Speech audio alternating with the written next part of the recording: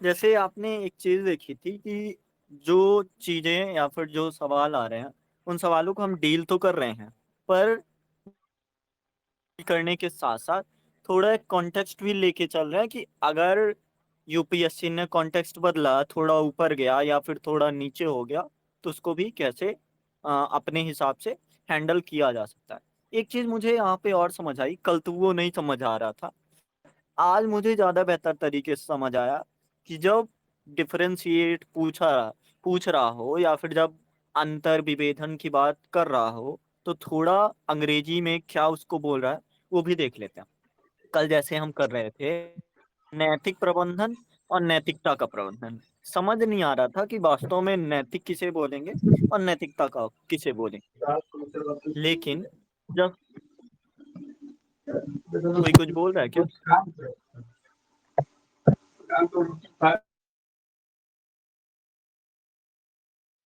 तो ये मैं बोल रहा हूँ कि जब हम देखते हैं कि इसमें लिख रहा है ethical management and management of ethics, तो वो दोनों चीजें हमें समझा देती हैं कि हाँ, थोड़ा अंग्रेजी देख। आ, राजपूत जी, आप बाद में कुछ बोल देना या फिर अगर आपको कुछ डाउट है तो बताओ।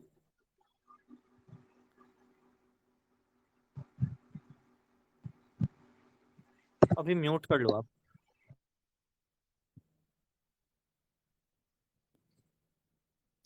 तो यही मैं बोल रहा था कि थोड़ा अगर हम अंग्रेजी को लेके चलते हैं, ethical management and management of ethics, दोनों में क्या अंतर या विभेदन हो सकता है, कोई समझाएगा या फिर कोई बताओ। आप समझ रहे हो क्वेश्चन की जो डिमांड है, क्या पूछना चाह रहा है? आवाज मेरी सही जा रही है या नहीं जा रही है? जैसे आप समझो कि जो इथिकल मैनेजमेंट है, उसको हम बोल सकते हैं कि प्रबंधन नैतिक तरीके से।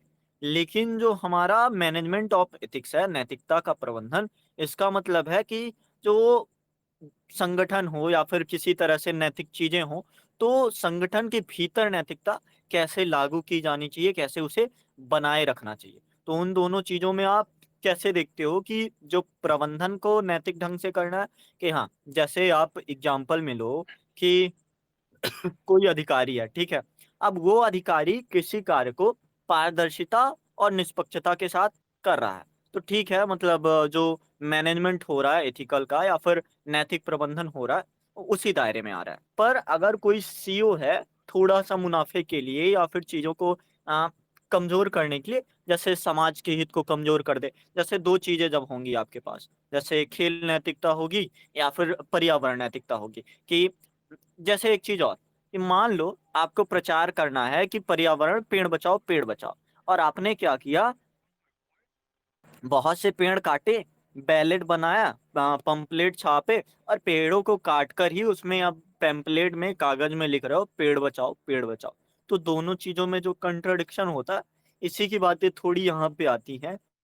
उसको इथिकल मैनेजमेंट के अंदर रखते हो कि जो नैतिकता भी हो, वो भी थोड़ा ढंग से हो, उसमें भी कोई अलगाव की चीजें ना दिखे, प्रबंधन भी नैतिक तरीके से हो।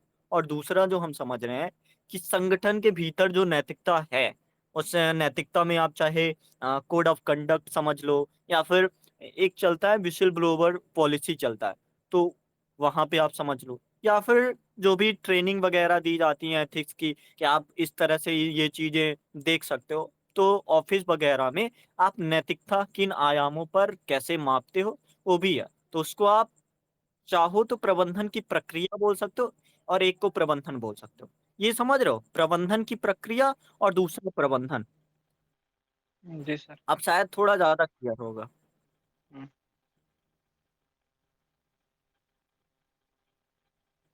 हाँ, बताओ जरा, मैं सुनना चाहता हूँ कि क्या सोच पा रहे हो आप लोग। कल वाले, हाँ, कल वाला ही जो क्वेश्चन हमने छोड़ रखा था कि नैतिक प्रबंधन और नैतिकता प्रबंधन, तो इसको थोड़ा इंग्लिश में आप ले लो कि ethical management and management of ethics. तो इसमें कैसे आप अंतर दिखा पाओगे, कोई सटीक एग्जांपल दे के बताओ। सर मतलब ऐसा कह सकते हैं शायद कि जो मतलब मैनेजमेंट एथिक्स उसमें ऐसा कह सकते हैं कि मतलब ये मतलब ढांचा है जो मतलब कैसे संगठन को चलाना है, फिर उसके कुछ कोड ऑफ मतलब जो रूल्स वगैरह है, रेगुलेशन है, उसके पालन करना है। इसके प्रति हमें क्या करता है, सजग करता है। जैसे कि मतलब जो वकील है, जो हम देखते हैं कि जो सुप्रीम कोर्ट है, उनका मतलब क्या है, उनका मैनेजमेंट है कि उनको क्या करना है, मतलब अपने जो क्लाइंट है, फिर हम नहीं कह सकते कि उनको क्या करना है, केस लड़ना है, उन्हें मतलब क्या, अगर न्याय दिलाना है, ठीक है, मतलब केस लड़ना है, उनको किसी प्रकार से जिताना है, उनका ये क्या है, इथिक्स है ना, मैनेजमेंट इथिक्स का कह सकते हैं हम। बट नैतिक प्रबंधन क्या होगा, नैतिक प्रबंधन हम ऐसा कह सकते हैं कि जो नैतिकता मतलब जो नैतिक रहकर ये कार्य करे, जैसे कि मतलब अनावश्यक या फिर अनुचित ये कार्य ना करे, जिसमें मतलब जो है कि मतलब उसे ऐसा लग रहा है कि ये ऐसा कुछ कि अच्छा नहीं है, मतलब ठीक नहीं है या फिर उचित कार्य नहीं है, तो मतलब नैतिक रहकर उस कार्य को करे, या फिर नैतिक व्यवहार से उस कार्य को पूरा करे, तो ये हम कह सकते हैं कि नैतिक प्रबंधन है। और शायद हम्म, ठीक है। कोई और बताना चाहेगा? जैसे ये दो चीजें हैं, बहुत ही सरल तरीके से आप समझो, बिल्कुल आसान, कि इथिकल मैनेजमेंट को आप इस तरह से देख लो कि एक इंसान है या फिर एक कोई सोसाइटी है या फिर एक ऑफिस है, ऐसा तीन एग्जांपल लो, तीनों पे हम रखते हैं।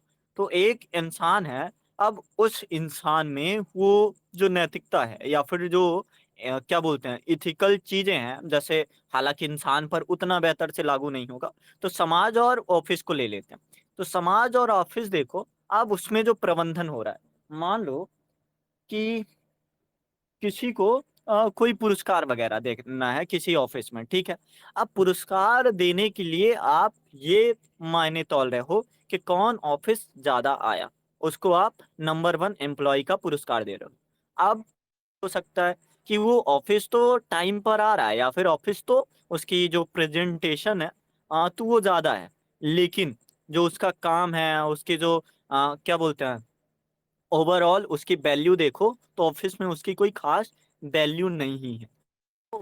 कौन सी चीजें होंगी जो आपको ये तय करने में मदद करेंगी थोड़ी सी, कि आप जो प्रबंधन कर रहे हो उस चीज का, चाहे इसे इथिक्स हो या फिर जो भी हो, तो आप जिस भी तरीके से प्रबंधन कर रहे हो वो प्रबंधन भी नैतिक ढंग से ही लागू होना चाहिए।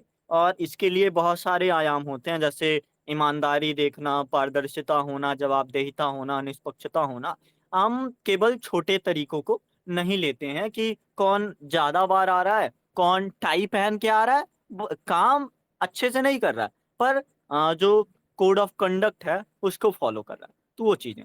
और दूसरी चीजें जो मैनेजमेंट ऑफ एथिक्स होता है, इसको आप समझ लो कि नैतिकता को कैसे मैनेज किया जाता है। नैतिकता को मैनेज करना एक तरह से समझो कि कोड ऑफ कंडक्ट है या फिर आचार संहिता कहती है, जैसे उसकी चुनाव की आचार संहिता क्या बोलती है कि जब आचार संहिता लागू हो जाए तो आपके पास जो हथियार वगैरह है उसको जमा कर दो 48 घंटे पहले। तो ऐसी चीजें आप उसको कैसे देख रहे हो, उसको कैसे मैनेज कर पा रहे हो, ये चीजें होती हैं। फिर इसमें पॉलिसीज वगैरह आ जाती हैं कि नैतिकता को मैनेज करना है। और जो हमारा पहला था इथिकल मैनेजमेंट, इसमें आप उस चीज को नैतिक ढंग से करोगे, ऐसे नहीं कि हथियार जमा करने हैं तो आप जबरदस्ती कर रहे हो, या फिर अगर किसी को मान लो सीईओ को मुनाफा कमाना है, तो लोगों की, जैसे अभी क्या हुआ, टीसीएस का एग्जांपल लो। जैसे एक बड़ी कंपनी है, टीसीएस ने क्या किया कि लोग कह रहे थे सैलरी बढ़ाओ सैलरी बढ़ाओ, 7% सैलरी बढ़ा दी। लेकिन जैसे मैं हिंदू का ही वो बताता हूँ क्या लिखा था उसमें, में था या फिर जागरण में था, कहीं तो था, उसमें लिखा था कि टीसीएस ने क्या बोलते हैं उसको, वर्कर्स के वेतन में 7% वृद्धि की। हालांकि उसने कुछ रोजगार या फिर कुछ कर्मचारियों को निकाला भी। तो ये तरीका क्या एथिकल तरीका है?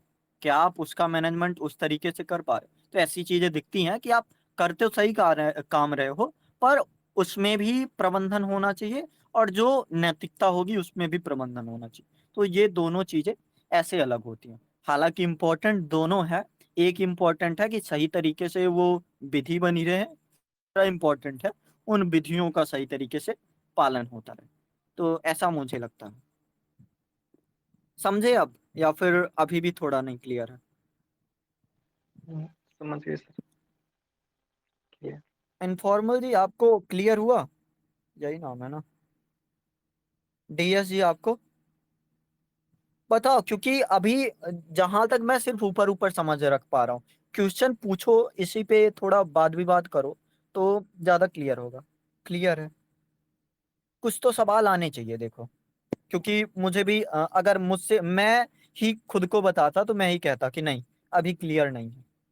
तो सवाल बताओ, कौन सा सवाल हो सकता है जो मैं बोल रहा हूँ, तो उसके पीछे क्या हो सकता है?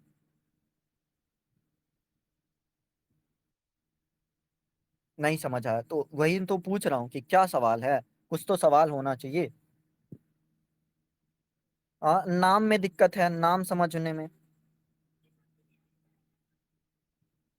हेलो? नाम समझने में दिक्कत आ रही है या फिर आप सवाल बताओ, बहुत ही बढ़िया, सही रहेगा। हम उसको बहुत ही आसानी से समझ सकते हैं।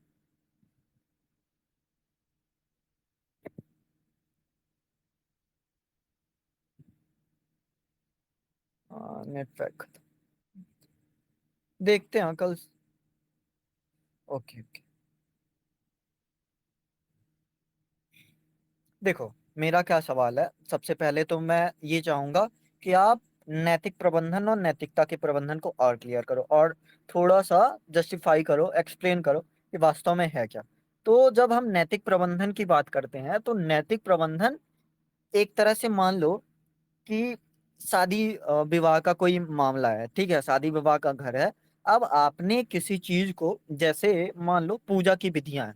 अब पूजा की विधियां एक तरह से है, उनमें इथिकल चीजें ही हैं। तो उसका प्रबंधन करने के लिए भी कोई पद्धति लगेगी, और उस पद्धति में जो जिम्मेदारी होगी, जिम्मेदारी को आप जवाबदेहिता बोल लो नैतिक प्रबंधन के हिसाब से। जो जवाबदेहिता होगी, स्थिरता, लाभ और समावेशिता, तीन चीजों को एकत्रित करेगी। समावेशता मतलब वो जो वैल्यूज हैं, वो जो चीजें हैं जो उसमें करनी चाहिए, जैसे एक कि अगर कोई रूढ़िवादी पूजा में चीजें आ रही हैं, जैसे मान लो कि पूजा में ऐसी चीजें हैं कि अ, ऐसा होता है बहुत बार, आपने देखा होगा राजस्थान या फिर मध्य प्रदेश, यूपी वगैरह में कुछ रूढ़ियां होती हैं जो हैं तो अच्छी नहीं, पर उसे अच्छा माना जाता है, तो उसे काम चलाऊ बनाया जाता है। तो अगर उसका प्रबंधन करना है, तो जिम्मेदार प्रबंधन करना होगा, ना कि गैर जिम्मेदार। आप व्यक्ति की भी गरिमा को थोड़ा ध्यान रख सकते हो, या फिर अगर पर्यावरण की जो अस्मिता है उसको कमजोर कर रहा है, उसको ध्यान रख सकते हो। जैसे अगर कहा गया कि बांस के 500 पेड़ों का ध्वज लगना चाहिए अगर बहुत बड़ा यज्ञ हो रहा है, तो दिए आपने, लेकिन उसको आप पर्यावरण को नुकसान पहुंचा रहे हो। तो ऐसी चीजें होंगी कि जो नैतिक प्रबंधन है, एक तरह से जिम्मेदार प्रबंधन है, जिसमें स्थिरता होनी चाहिए, लाभ और समावेशिता एकत्रित होनी चाहिए। तो नैतिक प्रबंधन समझ गए? अब शायद थोड़ा क्लियर हुआ होगा। और जो दूसरी चीज है हमारी, जिसको हम बोलते हैं नैतिकता प्रबंधन, तो ऐसा नियंत्रण तंत्र जहां पे आप जैसे अब जो सदस्य होंगे, मान लो किसी पूजा में जो सदस्य शामिल है, तो अब सदस्यों को भी बताया जाए कि आपको ऐसा व्यवहार, ऐसा आचरण नहीं करना चाहिए। आपको अपने कार्य के प्रति कर्मठ होना चाहिए। अगर आप विवाह कर रहे हो, तो वो जो 7 वचन है, तो नैतिक प्रबंधन है, ये आपको जिम्मेदारी दे रहे हैं। लेकिन उन 7 वचनों का पालन करना अब आपकी जिम्मेदारी है, उस नैतिकता का प्रबंधन अब आपके ऊपर है। तो ये जो संगठन के सदस्य होंगे, ऐसा समझ लो, तो उसके व्यवहार और आचरण को भी नैतिक रूप से ही डिफाइन करेगा। तो होता है वो नैतिकता प्रबंधन। और नैतिक प्रबंधन तो समझ ही गए हो। अब ठीक है। हाँ, विभेदन मतलब आप अंतर बताना चाहो, चाहे आप डिफरेंशिएट करना चाहो, चाहे आप अंतः संबंध बताना चाहो, तो मैं यहाँ पे कोशिश कर रहा था अंतः संबंध बताने की। अब ठीक है, या फिर अभी भी क्लियर नहीं है? ओके।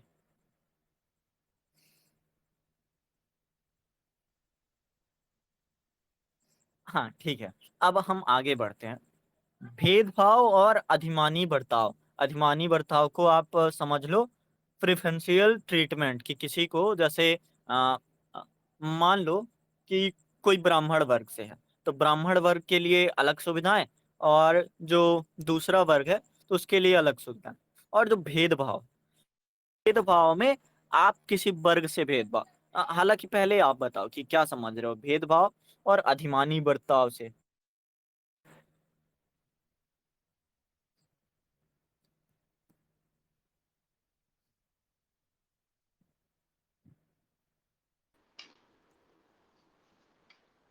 हम्म, कोशिश करिए।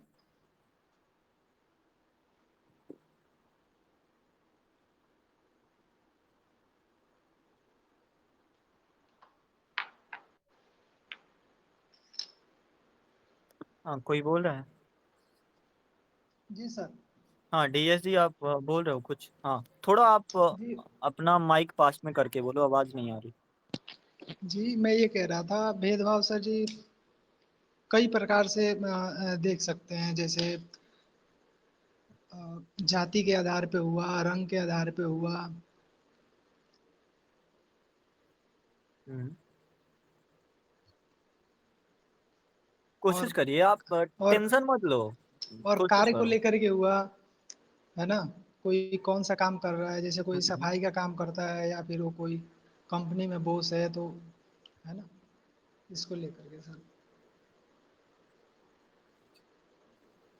मतलब आप ये कहना चाह रहे हो भेदभाव, अगर सिर्फ भेदभाव को समझे तो शायद वो किसी व्यक्ति के, या फिर जैसे बोला जाता है कि लिंग, धर्म, आयु, जाति आदि आदि आदि के खिलाफ जो हम अनुचित व्यवहार करते हैं, तो उस अनुचित व्यवहार का एक रूप ही भेदभाव के रूप में आता जी है, ऐसा कहना चाहते हो? मतलब अधिमान्य बर्ताव तो वो हो गया ना, जैसे आप ये समझो कि दो लोग हैं, एक दलित वर्ग का है और दूसरा उच्च या ब्राह्मण वर्ग का है। तो दलित वर्ग के साथ ऐसा हुआ,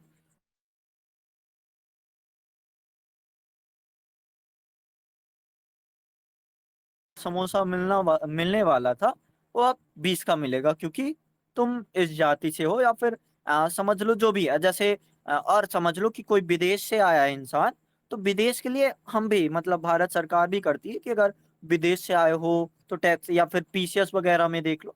हालांकि उसको भेदभाव कहेंगे या अधिमानी बर्ताव कहेंगे, थोड़ा बताओ। जैसे पीसीएस का, जैसे मान लो मैं एमपी से हूँ और यूपी पीसीएस में अगर मैं फॉर्म भर रहा हूँ, तो उसमें क्या होता है, थोड़े रुपए भी अधिक लगते हैं, और जो चांसेस होते हैं सफलता के, या फिर कहें क्लियर करने के, वो कम होते हैं। तो ये क्या भेदभाव है या अधिमानी बर्ताव है? अच्छा, आरक्षण को देख के बताओ, आरक्षण क्या है, भेदभाव है या अधिमानी बर्ताव है, या फिर दोनों नहीं है, ये समता है, सर जरूरत है? सर अधिमानी बर्ताव को थोड़ा एक बार फिर से इसको एक्सप्लेन कर दीजिएगा सर। अधिमानी बर्ताव का मतलब एक तरह से जब आप किसी व्यक्ति या समूह को विशेष अधिकार देते हो, और ऐसा नहीं, जो सकारात्मक कार्रवाई नीतियों के लिए जरूरी हो या ना हो, पर उन परिस्थितियों में आप उसको कैसे रखते हो। जैसे एक तो पॉइंट है कि सकारात्मक कार्रवाइयों के लिए आप अधिमानी बर्ताव कर सकते हो, लेकिन कभी कभी ये अधिमानी बर्ताव नकारात्मक कार्यवाहियों के लिए भी, या फिर एक एक्स्ट्रा पॉइंट, एक्स्ट्रा पुश देने के लिए भी किया जाता है। तो अधिमानी को आप मूलतः पॉजिटिव निगेटिव दोनों सेंस में समझ सकते हो। जैसे बहुत से ऐसे राज्य हैं जिनको विशेष राज्य का दर्जा दिया गया, तो क्या वो मूलतः नकारात्मक पर्सपेक्टिव में है, या फिर थोड़े पॉजिटिव पर्सपेक्टिव में भी है कि पिछड़ा राज्य है तो उसको थोड़ा रख सकते हैं। नैतिक प्रबंधन में, जिसका अर्थ नैतिक तरीके से प्रबंधन करना, नैतिकता पर सक्रिय रूप से नैतिक। हाँ, बढ़िया। परिवार में सभी बच्चों को समान चीजें ना देकर किसी एक बच्चे को ज्यादा महत्व, तो ये क्या है, ये अधिमानी बर्ताव है। तो ये पॉजिटिव सेंस में आता है, ठीक है। समाज में अन्याय को दर्शाने, भेदभाव में किसी व्यक्ति के या समूह के साथ अनुचित या अन्यायपूर्ण व्यवहार किया जाता है। जातिगत, लिंग आधारित, धार्मिक, अधिमानी बर्ताव में किसी व्यक्ति समूह को विशिष्ट रूप से ज्यादा और मेनली पॉजिटिव होता है। तो क्या यहाँ पे सिर्फ पॉजिटिव पक्ष दिखाएंगे, या फिर थोड़ा पक्ष दिखा सकते हैं कि एक दो पॉइंट होते हैं, अधिमानी बर्ताव कभी कभी भाई भतीजावाद में बदल जाता है, ऐसा क्या बोल सकते हैं, या फिर रहने देते हैं? उसमें ये है अधिमानी बर्ताव करना, तो वो एक तरह से उत्थान करना ही है। जैसे अगर विभेदन पूछ रहा है ना, शायद इसीलिए आया है कि जैसे मान लो कि आप हमारे आर्टिकल में लिखा है समता का अधिकार, लेकिन समता के अधिकार में एक चीज है, कुछ अपवाद, कि अगर जरूरत है किसी पिछड़े वर्ग को, हाशिए में वर्ग को, महिला और बच्चों के लिए, या फिर और जो ओबीसीज वगैरह, एससी एसटीज वगैरह है, तो उनको क्या बोलते हैं, उनके कार्यों में क्या बोलते हैं उसको, रोजगार में और शिक्षा में कुछ आरक्षण प्राप्त हो सकते हैं। तो ये एक तरह से पॉजिटिव सेंस में है, तो ये अधिमानी बर्ताव है। ठीक है, एग्जाम्पल आप दे लोगे अधिमानी बर्ताव का? ऐसा ही कुछ कि आप आरक्षण वगैरह को बता दो, या फिर जैसे चिकित्सा में कि जो गर्भवती महिलाएं हैं, तो हालांकि ऐसा होना चाहिए, जैसे अ, उसमें लिखा है, क्या बोलते हैं, चिकित्सा एथिक्स में लिखा है कि जो भी पेशेंट आपके पास आएगा उसके साथ आप समान बर्ताव करोगे, लेकिन अगर पेशेंट कोई ज्यादा गंभीर है, कोई कम गंभीर है, तो उसको आप वरीयता क्रम में भी पेश कर सकते हो, तो उसे भी आप अधिमानी बर्ताव या फिर प्रेफरेंशियल ट्रीटमेंट कर सकते हो। जैसे आप सोच के देखो कि यूपीएससी करने में हम किसको अधिमानी बर्ताव किसके साथ कर रहे हैं, मेंस के साथ ज्यादा कर रहे हैं, मेंस की चीजें ज्यादा पढ़ रहे हैं और प्री को फिर बाद में टाइम दे, तो ये भी एक तरीके से अधिमानी बर्ताव ही है। क्लियर है या फिर अभी थोड़ी गहराई पे जाएं हम लोग? जी सर, क्लियर हो गया।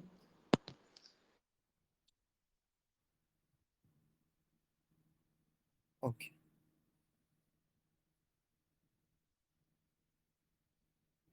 अब हम अगले सवाल पर करते हैं। ये सवाल आप बताओ, वैयक्तिक नैतिकता और समव्यावसायिक नैतिकता, मतलब पर्सनल इथिक्स और प्रोफेशनल इथिक्स, दोनों में क्या विभेदन है? आप कैसे इसको अंतर संबंध में देख सकते हो, या फिर इसको अंतर में देख सकते हो, या फिर इसको दोनों को समानता में देख सकते हो? कैसे भी देखो, बस आप थोड़ा विभेदन करो। Personal ethics and professional ethics क्या होता है, कोई कॉन्टेक्स्ट बताओ।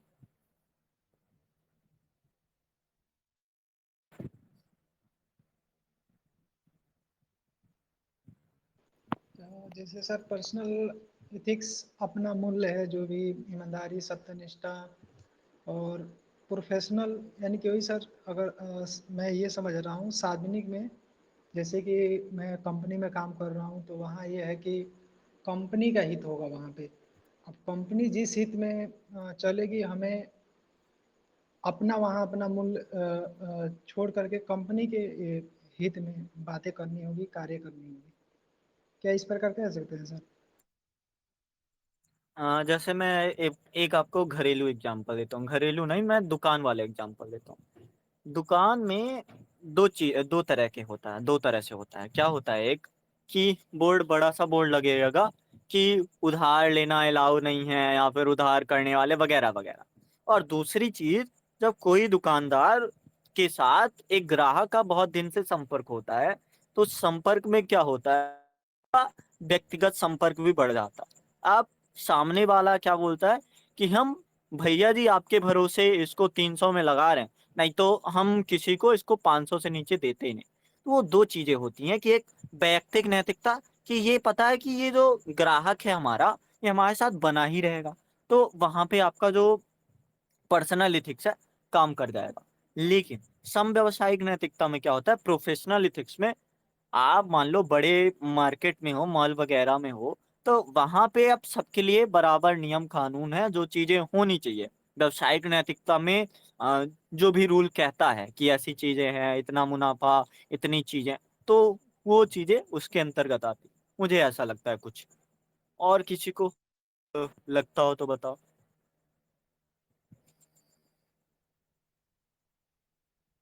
एडी सर, आपको क्या लगता है कि पर्सनल एथिक्स और प्रोफेशनल एथिक्स में क्या डिफरेंशिएट है?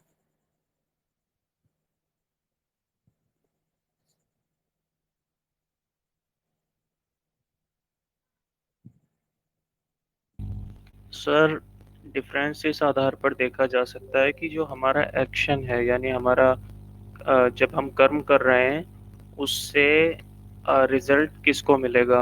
यदि वह हमारे प्रोफेशनल चीज़ को बेनिफिट करता है तो वो प्रोफेशनल एथिक्स में आता है। फॉर एग्जांपल, अगर हमारा जो कार्य है वो हमारे प्रोफेशन या फिर हमारी कंपनी के लिए हितकारी है, तो जाहिर सी बात है वो हमारे प्रोफेशनल एथिक्स है। परंतु यदि उसमें हमारा कोई निजी एंगल आ जाता है कि हम, जैसा कि आपने कहा, किसी को कुछ पर्टिकुलर इंसान को कुछ स्पेसिफिक बेनिफिट दे रहे हैं, डिस्काउंट दे रहे हैं क्योंकि हमारी उससे अच्छी बातचीत है, अगर ये इस कारण से है कि अच्छी बातचीत है तो ये पर्सनल एंगल आ जाएगा। परंतु हमें ये भी समझना ज़रूरी है कि अक्सर प्रोफेशन का भी ये नियम है कि आप कस्टमर के साथ अच्छे व्यवहार बनाए रखो। तो वहाँ पर एक बारीक सी एक रेखा है जिसमें कंफ्यूज नहीं होना चाहिए। तो ये बस वही बात है कि अगर उसका जो इंटेंट है वो प्रोफेशन को बेनिफिट कर रहा है उस कार्य का, तो वो प्रोफेशनल में आएगा। परंतु अगर जो उसका इंटेंट है वो पर्सनली ड्रिवन है तो वो पर्सनल एथिक्स में आएगा।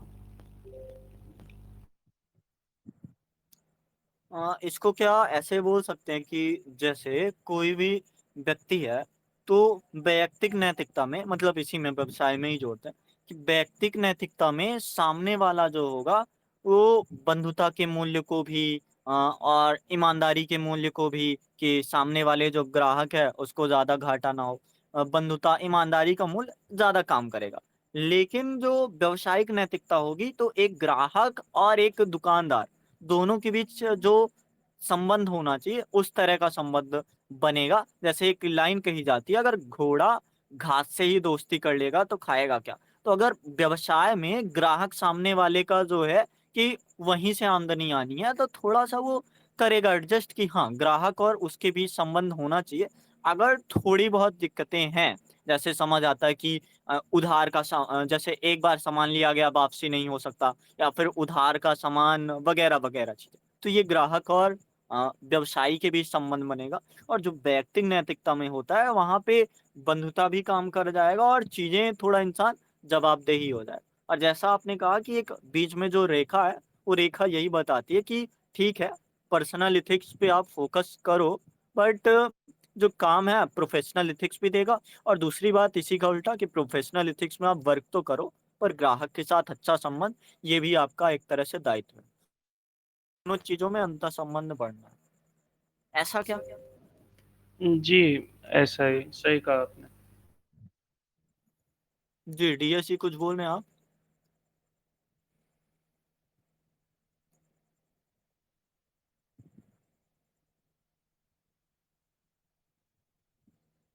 इन्होंने लिखा कि पर्सनल एथिक्स मैं अपने जीवन में सही क्या मानता हूँ, ये हो गया कि जैसे मैं बंधुता को बहुत आगे रखता हूँ, बहुत सारे ऐसे एग्जाम्पल हैं। और प्रोफेशनल एथिक्स में मेरे पेशे के अनुसार मुझे क्या करना चाहिए। तो इसमें क्या रतन टाटा का एग्जाम्पल दे सकते हैं कि उन्होंने पर्सनल और प्रोफेशनल एथिक्स दोनों को उस तरह से मैनेज करके रखा कि हाँ दोनों में उनका जो विश्वास है विश्वास भी बना रहे। और जो बात की जाए टाटा ग्रुप एंड कंपनी की, तो वो भी बेहतर तरीके से चल रहा है। तो ये हो सकता है। इनफॉर्मल जी ने बोला कि व्यक्तिगत नैतिकता में एक व्यक्ति के नैतिक मूल्यों और सिद्धांतों को संदर्भित करता है। यह एक व्यक्ति के व्यक्तिगत विश्वासों और मूल्यों पर आधारित होती है। ठीक है, जैसे सही बोला, एक किसी का मूल्य हो सकता है कि घोड़ा घास से दोस्ती करेगा खाएगा क्या, दूसरे का हो सकता है कि ग्राहक ही भगवान होते हैं। तो अपने अपने पे है। सही कह रहा हूँ, बढ़िया है। व्यक्तिगत नैतिकता की कुछ उदाहरण: सत्य बोलना, एक व्यक्ति का सत्य बोलना और झूठ ना बोलना। ईमानदारी, एक व्यक्ति का ईमानदारी से काम करना और चोरी ना करना। ठीक है, बढ़िया है। तो ये भी क्लियर है, इसको भी मेन पता है, लगभग 200 या 150 शब्दों में लिखना होता है। यही 30-30 वर्ड मिलेंगे तो ज्यादा इस पे जाते नहीं। आगे जब क्वेश्चन अगर किसी कोई स्पेशल मिला इनसे, तो थोड़ा और बेहतर समझते हैं। जैसे आगे एग्जाम्पल आएंगे कि व्यवसायिक नैतिकता, या फिर जब केस स्टडी हम समझेंगे तो वहां पे होता है कंट्रडिक्शन, होता है कि आपकी पर्सनल लाइफ और प्रोफेशनल लाइफ में होता है थोड़ा सा, तो उसमें समझ लेंगे। डॉक्टर, दोस्त एक गंभीर संक्रामक बीमारी से ग्रस्त है और बोलता है मेरी बीमारियों के बारे में मैं किसी को नहीं बताना चाहता। पर्सनल एथिक्स, दोस्ती निभाना प्रोफेशनल। एक कोई मूवी देखी थी मैंने, में क्या होता है, जैसे ऐसा डॉक्टर इथिक्स में लिखा है, मतलब क्या बोलते हैं, मेडिसिन इथिक्स में लिखा है कि आप सामने वाली की बीमारी को लोगों तक प्रचारित नहीं करोगे। पर उस मूवी में क्या था, उस इंसान को एड्स था। अब एड्स था तो वो बताना डॉक्टर की जिम्मेदारी है। ये व्यक्तिगत जिम्मेदारी है या फिर आपको क्या लगता है, पर्सनल जिम्मेदारी है या प्रोफेशनल है?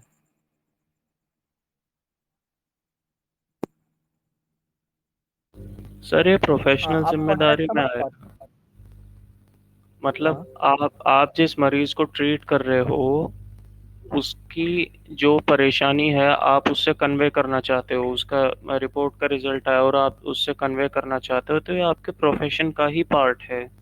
यहाँ तक कि इसके बाद अगर आपको उसको कंसोल करना पड़े तो वो भी आपकी व्यवहारिकता प्रोफेशनल में ही आती है। पर्सनल का इसमें और एक और बात मैं कहना चाहता हूँ, अक्सर जहाँ पर हम्म। पर्सनल और प्रोफेशनल आएगा उसको इस तरह से ना देखें कि दोनों अलग हैं। कई बार दोनों चीज़ें ओवरलैप करेंगी कई बार, लेकिन फिर वही बात कि उद्देश्य क्या है उस कृत्य का, उस कार्य का, वो मैटर करता है। वो ही फर्क करेगा कि ये किस भाव से, किस इंटेंट से काम का किया गया या कहा गया। मतलब कि एक तरह से कहें तो जो पर्सनल एथिक्स है, मूलतः पूरा पूरा तो नहीं, पर मूलतः उसको प्रोफेशनल एथिक्स से मैच ही करना चाहिए। नहीं तो ये हो सकता है कि व्यवसाय में आपका विश्वास तो बने पर घाटा लग जाए, या फिर व्यापार में आपको घाटा ना लगे लेकिन विश्वास ना बन पाए। तो दोनों चीजों में आप थोड़ा सा ओवरलैप करके या अंतर संबंध बना के चल सकते हो। बढ़िया, ठीक है। और कोई कुछ बताना चाहता है इस पे या फिर आगे बढ़े आप?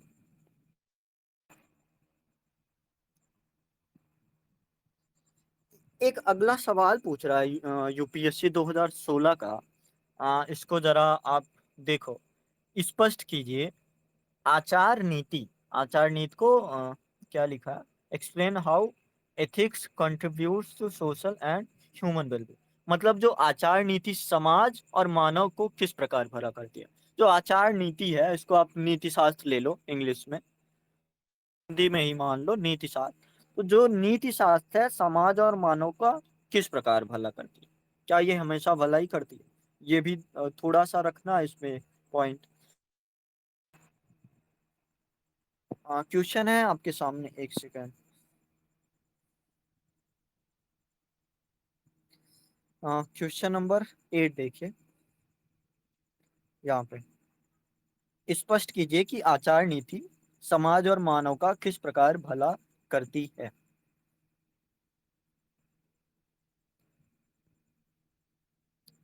यहाँ पे आपको एडी सर क्या लगता है, मतलब क्या बहुत सारे कॉन्टेक्स्ट ऐसे हैं, या फिर मनुष्य जो आचार नीति अगर नहीं भी जानता है तो उसका भला तो होता ही है?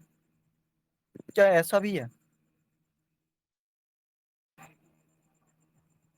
कौन सा क्वेश्चन है सर इसमें? हाँ, 8 नंबर। स्पष्ट कीजिए कि आचार आचार नीति समाज और मानव का किस प्रकार भला करती है, how ethics contributes to social and human wellbeing. Sir सबसे पहले तो बेसिक बात इसी से समझ लें, अगर हम समझें ह्यूमन एक इंडिविजुअल है और जो सोसाइटी बनती है वो ह्यूमन बींग्स को ही मिलाकर बनती है। तो जाहिर सी बात है जो हमारे एक इंडिविजुअल लेवल पर बेनिफिट करेगी वो एक कलेक्टिवली यानी समूचे रूप में पूरी सोसाइटी को भी बेनिफिट करेगी। आप उसमें फिर हम एंगल्स जोड़ सकते हैं कि morality morality of individual, collective morality, societal morality, और फिर हम सोशलाइजेशन का भी एक ये एंगल से समझ सकते हैं कि कहीं ना कहीं डायरेक्ट इंटरेक्शन इसलिए है कि भाई जहाँ पर एक व्यक्ति से मिलकर समाज बन रहा है वहीं समाज का अपने आप में बहुत बड़ा एक महत्व है किसी भी व्यक्ति के व्यवहार और उसकी नैतिकता को बनाने में, आकार देने में। तो ये दोनों तरफ जाता है। इसी पे वेरियस डायमेंशन निकाल सकते हैं अलग अलग, और फिर आप कई सारे एथिक्स के एंगल ले लो कि इस तरह से ये वाली एथिक्स, वो वाली एथिक्स, बहुत कुछ डाल सकते हैं। मतलब आप जैसे अभी हम पिछला ही आंसर देख रहे थे, तो उसमें जो व्यावसायिक नैतिकता था वो नीति शास्त्र के मतलब एथिक्स के अंतर्गत आता है। तो एक तरह से अगर इसको देखा जाए, जो आचार नीति है, नीति शास्त्र या एथिक्स है, वो समाज का तो समाज के भले के लिए होता है, ये जाहिर सी बात है, इसमें कोई दो राय नहीं है, क्योंकि समाज के भले, हालांकि उसको लगता भले हो, ये मानव का भी भला है, मतलब मैं मोटा मोटा बताने की कोशिश कर रहा हूँ कि वो तो समाज के भले के लिए होता है। लेकिन मानव का जब भला बताने जाएंगे तो एक दो कॉन्टेक्स्ट, अभी मैं सिर्फ नेगेटिव की बात कर रहा हूँ, पॉजिटिव तो आप लोग बताओगे ही। तो एक दो कॉन्टेक्स्ट जहाँ पे आचार नीति में ऐसी चीजें शामिल हो जाती हैं जो भला की बजाय उसको बांध कर रख देती है, या फिर कहें कि सारे ऐसे कॉन्टेक्स्ट आपको मिलेंगे कि व्यावसायिक नैतिकता में आप कुछ चीजें ले सकते हो। चिकित्सा नैतिकता में अगर ऐसा लिखा है, जो एक शपथ नहीं है हिप्पोक्रेटिक शपथ, तो उसमें ऐसा लिखा है कि अगर आपने आपको जिसने शिक्षा दी है तो उसका आप इलाज मुफ्त में करोगे। तो ये बातें अब वर्तमान समय में क्या उतनी प्रासंगिक रह गई हैं? अगर क्या ऐसा होना चाहिए? या फिर आप पर्यावरणीय नैतिकता में लो कि पर्यावरण को ज्यादा महत्व दिया जाना चाहिए।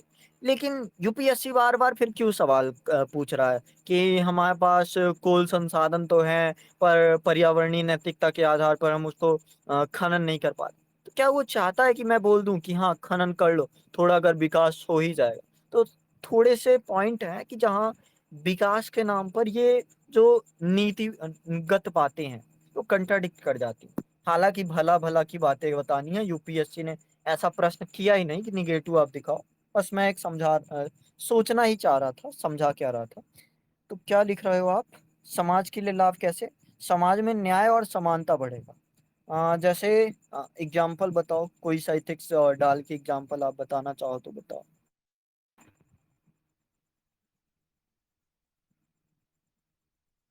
समाज में न्याय कैसे बढ़ेगा? क्या जैसे चिकित्सा ही ले लो, चिकित्सा में क्या क्या लगातार दुर्भावना है, जैसे दूसरी जात का व्यक्ति है या फिर दूसरे लिंग का व्यक्ति है, तो उसका इलाज भी उतने ही बेहतर तरीके से दुर्भावना को ना रखना, ये एक तरह से न्याय ही है। या फिर कुछ और? जैसे अगर आचार नीति में ये है, परोपकार ही सबसे बड़ा धर्म है, और आचार नीति में या नीति शास्त्र में परोपकार का भाव, तो ये भी समाज का भला है कि एक तरह से मनुष्य स्वार्थी होता है। तो नीति शास्त्र अगर सिखा ही रहा है कम से कम कि परोपकार करना ही सबसे बड़ा धर्म है, तो ये भी बढ़िया बात होगी। सामाजिक एकता बढ़ेगी आचार नीति होने से, मानव के लिए लाभ। जरा क्लियर करो, क्योंकि देखो, मैं जो कॉन्टेक्स्ट सोच पा रहा हूँ आपकी लाइनों से नहीं समझ पा रहा हूँ, मेरे पास जो एग्जाम्पल होंगे वो अलग हो सकते हैं। तो आप क्लियर करोगे ज्यादा बेहतर होगा। आचार नीति व्यक्ति को मूल्य देगी, जैसे ईमानदारी देगी, सहिष्णुता देगी, करुणा देगी, समाज को अनुशासन और व्यवस्था लाने में मदद करेगी, संवैधानिक नैतिकता देगी। और कोई आधार?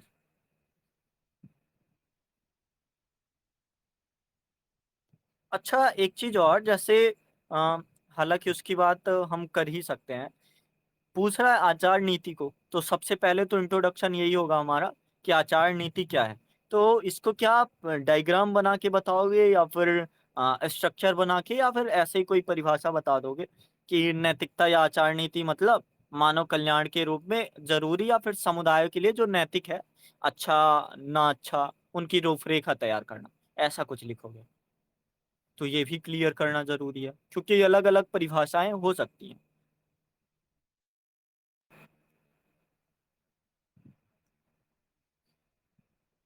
मानव समाज का अभिन्न अंग, मतलब आप कहना चाह रहे हो कि समाज का अगर लाभ होगा और मानव समाज का अभिन्न अंग है, तो उस हिसाब से अगर देखा जाए तो समाज का लाभ होगा, मतलब मानव का लाभ होगा, ऐसी चीजें आप बोलना चाहते हो। ठीक है। आचार नीति का मतलब नैतिक मूल्यों से, यदि व्यक्ति अपने मूल्यों के प्रति सकारात्मक रहेगा तो समाज को लाभ होगा। एक व्यवसायों का अपने व्यवसाय की ईमानदार, जैसे मैं बताऊं, फ्रांस में आचार नीति किसे मानेंगे, वही संविधान वगैरह। तो मान लो फ्रांस है, या फिर कोई ईरान इराक वगैरह है, या फिर सऊदी अरब है, तो वहां पे ऐसा चल रहा है मैं सिर्फ कॉन्टेक्स्ट दे रहा हूँ, हालांकि ऐसा लिखना नहीं है क्योंकि सिर्फ पॉजिटिव पूछा है कि किस प्रकार भला करती है। ये बताओ कि आप बोल रहे हो कि मानव समाज का अंग है, तो उस हिसाब से मैं ये समझूं कि क्या समाज ही बेहतर तरीके से मानव के लिए भी लाभकारी समाज बना सकता है? एक समाज में ऐसा कहा गया, सऊदी अरब का ले लो। अभी जब मैं 18-19 में न्यूज़पेपर जो दैनिक जागरण पढ़ रहा था ना, तो उसमें एक बहुत ही सरल न्यूज़ थी कि सऊदी अरब की पहली महिला ने कार चलाना सीखा। तो ये वास्तव में क्या उस समाज के पिछड़ेपन को नहीं दिखा रही, या फिर समाज को आगे बढ़ते दिखा रही? दोनों तरीकों से आप उसको देख सकते हो या समझ सकते हो। दूसरी बात, हिजाब की बातें सामने आ जाती है। हिंदू समाज में अगर बात आए, पर्दा प्रथा की बात आ जाती है, बाल विवाह की बात आ जाती है, और सती प्रथा। हालांकि ये सारी चीजें छूट गई हैं, पर कुछ कुछ मायनों में ये आ, सती प्रथा में आग में तो नहीं झोंक पाते, पर मार पिटाई वगैरह वगैरह तो होती है। तो क्या समाज के लिए बेहतर है कि स्त्रियां हमसे दब कर रहे हैं तो वो भी बेहतर है? सोचो जरा। मतलब यूपीएससी ये 2016 में पूछ रहा था, अब 2025 में पूछेगा तो बहुत आगे पूछेगा कि आचार नीति किस प्रकार मानव का भला नहीं करती है। ऐसा पूछ सकता है, तो कम से कम अगर कर ही रहे हैं, क्यों करने का फायदा ही मिल जाए, जिससे समाज के चलते फिरते राष्ट्र का निर्माण सही से हो। एक व्यवसाय को अपने व्यवसाय के प्रति ईमानदार, एक व्यवसायिक, ठीक है।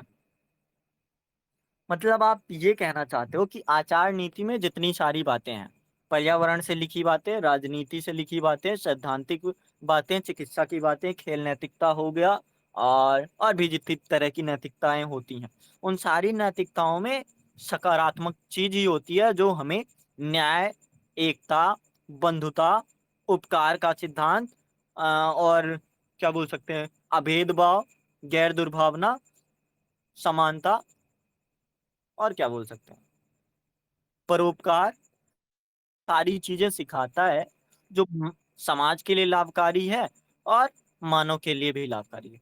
ठीक है, तो ये तो मैं समझ गया, ये आप लोग भी समझ रहे हो। पर मैं ये सोचना चाहता हूँ कि अगर ये बस इतना सा बदल देता कि मानव का क्या सिर्फ भला ही करती हैं आचार नीतियां, क्योंकि जब हम शुरू में समझ ही रहे हैं तो अच्छे व बुरे का, और शायद आपने ही बोला था कि नैतिकता का मतलब है कि समय के साथ वो प्रासंगिक बना रहे।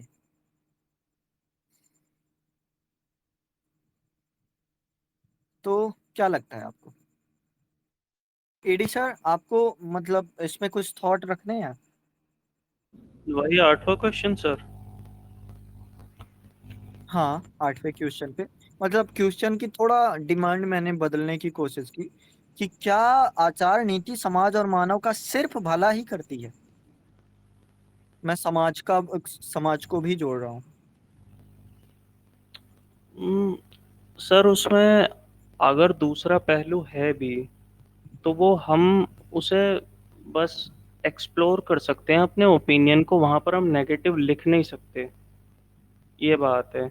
और हम्म। खासकर जब क्वेश्चन का टोन पॉजिटिव है तो हम उसमें नेगेटिव लिख नहीं सकते। जैसा कि अभी आपने सऊदी वाला केस बताया था, हम्म। उसमें दो तरह से उसको देखा जा सकता है कि एक औरत ने पहली बार किसी औरत ने गाड़ी चलाना सीखा।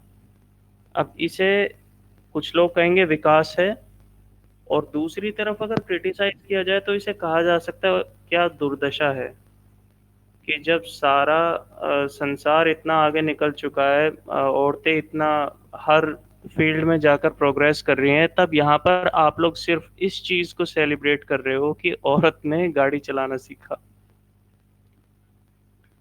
दोनों पहलू हैं, बट हमको अपना टोन बैलेंस्ड रखना है। अब देखो, जाहिर सी बात है यूपीएससी जो डिमांड करता है ना, वो हमारी सोच और उससे थोड़ा सा हटके होती है। हो सकता है कि हमारे पास बहुत अच्छे ओपिनियंस हों लेकिन उससे नंबर ना मिले। अब इसमें ये एक तो सोशल एंगल है, एक ह्यूमन एंगल है। लगभग दोनों में 5 से 6 पॉइंट जब तक हम नहीं लिखेंगे तब तक फायदा नहीं है। हाँ, उन 5 से 6 पॉइंटों में हम वाद और विवाद रख सकते हैं, दोनों में ही, परंतु उसे सिंपल रखा जाए। जैसे कि अब मैं कहूँ, दो दो तरह से उठा लूँ कि सामाजिक क्या भला कर रही है। पहला तो है सोशल कोहेजन और ट्रस्ट, यानी समाज को एक धागे में जोड़कर रखना, बांध कर रखना, और एक आपसी उसमें ट्रस्ट कह सकते हैं, भरोसे का भाव रखना। फॉर एग्जाम्पल, जो एथिक्स के कुछ सिद्धांत है, जैसे ईमानदारी, अकाउंटेबिलिटी, एक दूसरे के प्रति आदर, इन चीज़ों से लोगों के बीच में व्यवहार जब अच्छा होगा तो लोगों के बीच में एक ट्रस्ट की भावना डेवलप होती है। और एक सोसाइटी जिसमें ट्रस्ट नहीं है आपस में लोगों में, तो वो खोखली हो जाती है। अब उसी चीज़ को हम गवर्नेंस के एंगल में देखें तो हम इस तरह कह सकते हैं कि जब अपन ई गवर्नेंस को लाए, हम लोग ई गवर्नेंस लाए, तो उससे ट्रांसपेरेंसी बढ़ी और करप्शन कम हुआ, इक्विटी ज़्यादा बढ़ गई, इक्वालिटी बढ़ गई, और रिसोर्सेज और अपॉर्चुनिटीज़ लोगों के लिए सबको समान रूप से मिलने लगी। तो कहीं ना कहीं समाज में एक ट्रस्ट की भावना आई और समाज में एक अच्छा एक धागे में बांधा। दूसरा पॉइंट कि जब तक किसी सोसाइटी में एथिक्स नहीं होगा वहाँ पर जस्टिस नहीं हो सकता। हम जस्टिस, क्योंकि न्याय जो है, न्याय को भी आप कहेंगे कि प्रासंगिक हो सकता है। पुराने समय में कहते थे, जब बहुत पुराने समय में सती प्रथा का चलन था, तब लोगों के लिए, उस समय के जो लोग थे उनके लिए सती प्रथा भी सही थी, उनके लिए वही न्याय था। और सऊदी में आज भी मानव अधिकारों का इस तरह से हनन होता है कि एक चोर है, उसने चोरी की तो उसके हाथ काट दिए जाएं। इस तरह की वहाँ पर शरिया जो कानून है मुसलमानों में, उनमें आज भी ऐसी सजाएं कि यदि औरत किसी प्रकार से दोषी पाई जाती है, उन्होंने अपने अपने नियम बना रखे हैं, तो उसको जमीन में एक गड्ढा करके वहीं पर उसके हाथ बांधकर सभी पत्थर मारते हैं, स्टोनिंग कहते हैं। तो न्याय की भी प्रासंगिकता बदलती रहती है, जैसे कि नैतिकता समय के साथ बदलती रहेगी कि ओवरऑल सोसाइटी किस चीज को नैतिक मान रही है, तो उसकी डेफिनेशन बदलेगी। बट अगर एक इंडिविजुअल हम मोरालिटी रखेंगे, इंडिविजुअल एथिक्स रखेंगे, और सबकी इंडिविजुअलिटी सही रहेगी, तो एक न्याय का अच्छा वहां पर चलन होगा। ठीक है, न्याय हो गया। तीसरा हम कह सकते हैं कि आपस में सहिष्णुता बनाए रखने के लिए, किसी भी प्रकार का वाद विवाद है, किसी भी तरह की प्रतिकूलता है, मान लो दो वर्ग, दो समुदायों के बीच में, अब उस चीज को, जाहिर सी बात है, जहाँ पर एथिक्स आ जाता है, सिविलाइज्ड हो जाती है कोई सोसाइटी, वहाँ पर इस तरह के जो परेशानियां होती हैं, जो धर्म से, जाति से, रंग से उभरती हैं, वो कम हो जाती हैं। तो इससे शांति बढ़ती है। और जब ये सारी चीजें होती हैं तो समाज का संपूर्ण समूचा विकास होता है, कम्युनिटी डेवलपमेंट होता है, और वो सतत सतत कौन सा बोलते हैं सस्टेनेबल को हिंदी में, सतत पोषणीय विकास, वो सस्टेनेबल होता है। और अब मैं ये मानता हूँ कि हमने जितने भी पॉइंट्स डिराइव किए हैं वो पहले इंडिविजुअल लेवल पे किए, उसके बाद सोसाइटल लेवल पर। इस चीज को रट्टा भी मारा जा सकता है बहुत आसानी से, बट अभी हमारे पास टाइम है तो क्यों ना हम अपने पॉइंट्स प्रोड्यूस करें। नहीं तो ऐसा भी कर लेते हैं, जैसा आप क्लास करोगे विजन किया कोई, तो वो 5-6 पॉइंट लिखवा देंगे आपको इंडिविजुअल के उसमें, और 5-6 लिखवा देंगे सोसाइटी के उसमें, और कह देंगे कि आप क्वेश्चन आए तो इन्हीं को आप घुमा फिरा कर इन्हीं को रियूज करो। गलत नहीं है, गलत नहीं है, क्योंकि जब किसी के पास इतना ही समय है और इतना ही उसे एफर्ट डालना है कि ठीक है, जब मुझे बहुत आसानी से काम हो रहा है तो क्यों ना मैं इस चीज को अडॉप्ट कर लूं बनी बनाई को, एग्जाम में नंबर भी आ जाएंगे शायद। बट एथिक्स एकमात्र ऐसा सब्जेक्ट है GS4 जो आपका होलिस्टिक डेवलपमेंट करता है, आपकी पर्सनैलिटी का, not only as a civil servant but also as a human being. आप बेहतर इंसान बनते हो, और आपकी जो सोचने का दायरा है, समझने की शक्ति है, वो बढ़ती है। तो यहाँ पर आप जितना हो सके ब्रेनस्टॉर्मिंग कीजिए, पॉइंट से पॉइंट निकालिए। तो मेरा तो मतलब ये मानना है। बढ़िया। तो इसी चीज को अब हम लास्टली कंक्लूड करके सिर्फ यही कह सकते हैं कि जो आचार नीति है, नीति शास्त्र है, इसको इंग्लिश में एथिक्स बोल लो, तो ये समाज और मानव को, समाज को समाज बनाने में और मानव को मानव बनाने में भला करती है। अगर मानव बनेगा तो उसमें बंधुता का मूल्य, परोपकार का मूल्य, ईमानदारी, जवाबदेहिता, कर्तव्य निष्ठा वगैरह वगैरह आते रहेंगे। और अगर समाज समाज बना रहेगा तो वो मानवाधिकार को समझेगा, लोगों को समानता दे पाएगा, लोगों को न्याय दे पाएगा, बेहतर तरीके से चीजें उपलब्ध करा पाएगा। ये सारी चीजें नीति शास्त्र के अंतर्गत समाज को समाज बनाने में, या फिर समाज को बेहतर समाज और मानव को बेहतर मानव, और अगर ये दोनों चीजें हो गई तो एक तरह से बेहतर विश्व, या फिर जो भी आप उसको समझते हो, उसका निर्माण हो पाएगा। तो जैसे सर ने बताया कि दोनों चीजें अगर बेहतर हो पा रही हैं तो उन बेहतर स्थितियों पे हम समझ पा रहे हैं कि हाँ, नीति शास्त्र काफी इंपॉर्टेंट है। जब तक इंसान विधियों जैसे एक चीज होती है ना, जब तक इंसान अपने मनमानी चलेगा, हो सकता है अराजकता फैल जाए, या फिर हो सकता है कुछ और चीजें। लेकिन अगर नैतिक ढांचों पर, नीति शास्त्र के मायनों पर, या फिर बोल रहा है आचार नीति के मायने पर चल रहा है, तो उस हिसाब से समाज का, मानव का भला ही होगा, और उस भला से सबका भला होगा। तो ऐसा कुछ कर सकते हैं। और निगेटिव पॉइंट और सिर्फ मैं एक्सप्लोर करने को ही बोल रहा था। जैसे आप समझ रहे हो ना कि हो सकता है आप यूपीएससी क्या ही कर दे, कुछ भी पूछ सकता है, तो कम से कम ये सोच के रखो कि सिर्फ भला नहीं करता। पर वो मानव को, जैसे एक यूपीएससी का ही क्वेश्चन है, दूसरे क्वेश्चन में आता हूँ। यूपीएससी का एक क्वेश्चन है कि नैतिकता बिना ज्ञान के भयानक होती है, और ज्ञान बिना नैतिकता के अर्थहीन होता है।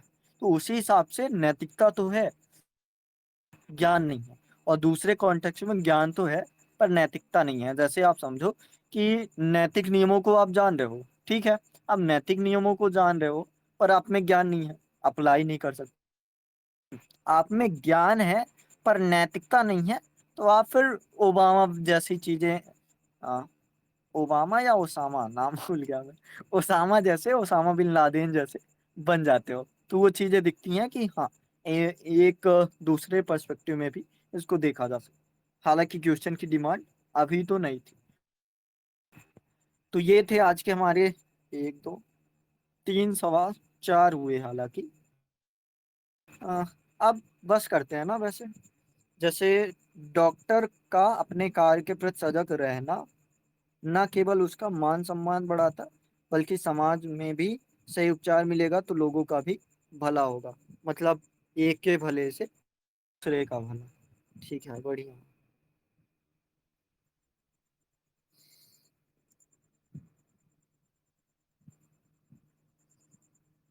और कुछ?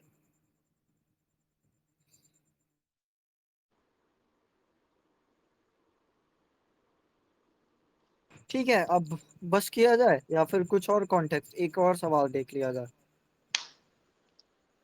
सर जैसे कि आप बता रहे थे कि नैतिकता किस प्रकार समाज का भला नहीं करती है, थोड़ा इसको समझाइए। देखो, नैतिकता मूलतः समाज का भला ही करती है, ये तो जाहिर सी बात है। मतलब आप देखोगे 90% ऑफ टाइम होता है ऐसा। पर जहाँ पे नैतिकता में मानवाधिकार छोटा पड़ जाता है और समाज के ढांचे बड़े पड़ जाते हैं। जैसे क्या, कि एक समाज में धर्म का पालन करना ज्यादा जरूरी है और इंसान का मरना ना मरना कम जरूरी है। जैसे आप समझो कि अभी एक केस हुआ था 2012 वगैरह, 12 या फिर उससे भी पहले का। क्या केस था कि एक गांव में ऐसी प्रथा चल रही थी। गांव की प्रथा को आप ये समझ लो कि उसका नैतिकता ही उस हिसाब से नीति शास्त्री था। ये प्रथा चल रही थी कि जो उच्च वर्ग होगा उसके पांव धुले जाएंगे, और उसी जो पांव धुला है, तो उससे जो पांव धोएगा तो उसको, उससे वो स्नान करेगा। ऐसी नीतियां चल रही थी। आप ऐसा एनसीईआरटी में लिखा है, शायद 8th या 9th की एनसीईआरटी है, पढ़ना आप। तो ये चीज क्या है, समाज के हिसाब से तो वो नैतिकता है, नीति शास्त्र है। पर अगर आप मानवाधिकार को देखो, भाई क्यों किसी के पैर के धुले से कोई इंसान क्यों नहाए, तो उसने फिर अपील कर दी। हालांकि उसको न्याय बहुत देर में मिला, पर फिर भी आप देखते हो कि क्या उस मानव का भला होगा। और आप सोचो कि जहाँ पे एक रूढ़िगत समाज है, नीति शास्त्र में ऐसे मानक घुसे हुए हैं कि जैसे आज क्या है, चंद्र ग्रहण है या सूर्य ग्रहण जो भी है, तो आज कुछ लोग ऐसा मानते हैं कि सूदक पड़ा है भोजन नहीं करना चाहिए। और हो सकता है कि कोई बीमार है और उसको भी बोला जाए कि भोजन नहीं करना चाहिए, और हो जाए कि भगवान के पास ही पहुँच जाए। तो ऐसी चीज़ें जो समाज में नीति शास्त्र है, पर वो रूढ़ि के रूप में, जड़ता के रूप में आपको जब बाँधने लगती हैं, समाज की नीतियाँ ज़्यादा बड़ी हो गई और जो मानवाधिकार है, छोटा हो गया, चाहे स्त्री के लिए, चाहे दलितों के लिए, चाहे पिछड़े के लिए, या फिर चाहे जिस प्रकार से। तो यूपीएससी ने ऐसे में भी ऐसा प्रश्न पूछ रखा है। अ, ऐसे में क्या था कि क्या समाज के लिए जो सही है, व्यक्ति के लिए भी सही है? तो इसमें आप देख सकते हो, क्या व्यक्ति के लिए जो सही है, समाज के लिए भी सही है। समाज के लिए सही का मतलब है कि भाई सही या गलत को कौन निर्धारित करेगा? नीति शास्त्र। तो यूपीएससी ने भी पूछ रखा है, इसलिए मैं उसको कॉन्टेक्स्ट दे रहा था कि आप इसको भी सोच के रखो कि जब केवल भला, केवल शब्द आ जाए तो फिर आपको बताना पड़ेगा कि नहीं, ऐसे-ऐसे पॉइंट इसमें दिखते हैं, कि केवल भला के रूप में तो नहीं देखा जा सकता। जैसे बहुत से एग्ज़ाम्पल आपको मिलेंगे, जैसे खाप पंचायत वगैरह हो गई। कि खाप पंचायत की श्रेष्ठता एक तरह से गाँव के लिए नीति शास्त्र का सबसे बड़ा मानक है। लेकिन खाप पंचायत अगर बोल रहा है कि जो बलात्कार हो गया, छोटे कपड़े पहनने से हो रहा है या फिर और चीज़ें, तो फिर वहाँ पे बातें गलत आ जाती हैं। तो ये चीज़ें हैं। उनका रूप अलग-अलग हो सकता है, लेकिन ये आज भी है। हाँ, वही चीज़ मैं बता रहा था कि नीति शास्त्र में ऐसा नहीं लिखा है। बड़े-बड़े, जैसे क्या किया जाता है कि वेदों का कॉन्टेक्स्ट रख के किया जाता है। जैसे अगर हिंदी लिटरेचर से आप होगे, तो लिटरेचर में एक लाइन लिखी है, जब भी कोई जोतकी काका, एक ब्राह्मण वर्ग से हैं, जोतकी काका को कोई भी गलत बात बतानी होती है ना, वो फिर बोल देते हैं कि वेद पुराण में लिखा है कि जोरू जमीन जोर का, नहीं तो किसी और का। तो फिर वो वेद पुराण की बातें करने लगते हैं। मतलब अपना आप नीति शास्त्र, उसमें अपने नैतिकताएं घुसेड़ रहे हो और उसको बोल रहे हो कि नीति शास्त्र का मानक है। तो हालांकि नहीं होता, पर जब नीति शास्त्र के मायनों को बदल दिया जाता है, उसके ढांचों को बदल दिया जाता है, तब उसमें अलग-अलग चीज़ें, या फिर सिर्फ वो भला नहीं करती। ये मैं बता रहा था कि एक्सप्लोर इस चीज़ को करना है। और ऐसे ऐसे में भी पूछा जा सकता है, और एथिक्स में तो पूछा ही जाएगा। तो इसलिए मैं इस पे बातें करना चाह रहा था। समझ गए आप?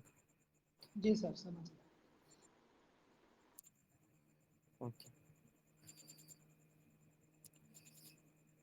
तो अब बस करते हैं, अब हम कल करते हैं आज का, जो जो भी बचा है। हम मेनली यही 1 घंटा, आधे घंटे करेंगे, 3 क्वेश्चन डेली करते हैं, ज़्यादा टाइम लेंगे नहीं हम। तो सही रहेगा, या फिर सिलेबस जैसे कहो तो ख़त्म करना है तो ख़त्म भी कर सकते हैं 15-20 दिन के अंदर। निशान जी थोड़ा फ्री हो जाए, फिर वो आराम से सिलेबस भी ख़त्म करा देंगे। प्रश्नों को करते हुए, समझते हुए ही चलते हैं।